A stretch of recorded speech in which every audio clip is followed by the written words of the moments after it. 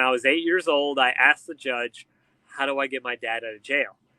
The judge looked at me and said, if you want to get your dad out, you have to become a judge. And so I started studying about the law. And one of the things that I read was the original 13th Amendment of the Constitution, which is now it's no longer in the Constitution. But the original 13th Amendment says that an attorney or a lawyer cannot hold any public office. It's illegal for attorney to work.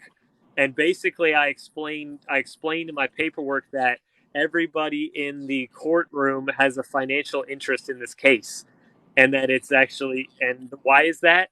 Because they take your bonds and all the case and they trade them on their private stock market, and then you can actually look up the trades of those bonds using what's called a CUSIP report. It stands for the Committee of Uniform Security Identification Procedure. Whoa. 1 second.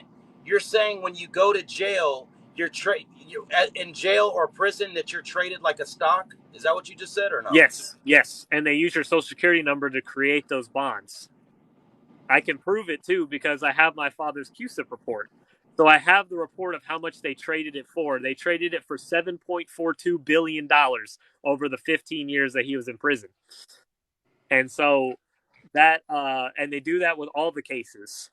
And so I wrote to the judge, I said, sir, I noticed that all this money was created off of capital gain, but no capital gains taxes were filed.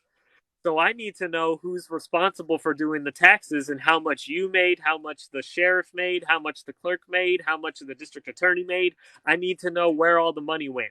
I need a full forensics accounting. And when I did that, I gave all the paperwork to the clerk and I said, I need you to please give this to the judge so he can read it. And I wrote him a private letter that says, please have your accountant prepare the 1099 OID and all the accounting revolving around these bonds. And she's like, you want to give, she had never had anybody ask her to give anything to the judge. And I was like, yes, if you could please do that. And she said, okay. And she was real sweet. She went to the back, gave the judge the paperwork, and then the clerk opened up the door. And then I said, excuse me, ma'am, are you the clerk of the court?